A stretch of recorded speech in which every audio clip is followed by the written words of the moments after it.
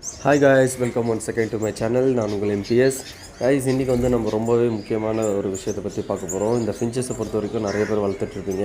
So உங்களுக்கு வந்து அடிக்கடி வர்ற ப்ராப்ளம் வந்து பார்த்திங்கன்னா, உங்களுடைய ஃபின்ச்சஸோட எக்கில் வந்து கரு இல்லாமல், அதாவது இன்ஃபர்டைல் எக்ஸ் வந்து வைக்கிறதுக்கான சான்ஸ் நிறையவே இருக்கும். ஸோ இந்த மாதிரி நிறைய பேர் ஃபேஸ் பண்ணியிருப்பாங்க. அதுக்கு வந்து நம்ம பார்க்க போகிற ஒரு 3 ஸ்டெப் வந்து நீங்கள் ஃபாலோ பண்ணிங்கனாலே போதும். ஃபஸ்ட்டு ஸ்டெப் வந்து உங்கள் பேர்டோடைய ஏஜ் ஃப்ரெண்ட்ஸ். ஸோ உங்களுக்கு ஜீப்ரா ஃபின்ச்சஸ்லாம் பார்த்திங்கன்னா உங்களுக்கு 6 to 7 மந்த்துக்கே வந்து ப்ரீடிங் ஸ்டார்ட் பண்ணிடும். அது பிரச்சனை இல்லை. ஆஸ்திரேலியன் ஃபின்ச்சஸை பொறுத்த வரைக்கும் பார்த்திங்கன்னா கண்டிப்பாக 8 மந்த்துக்கு அபோவ் வந்து போனீங்கன்னா உங்களுக்கு நல்லாயிருக்கும்.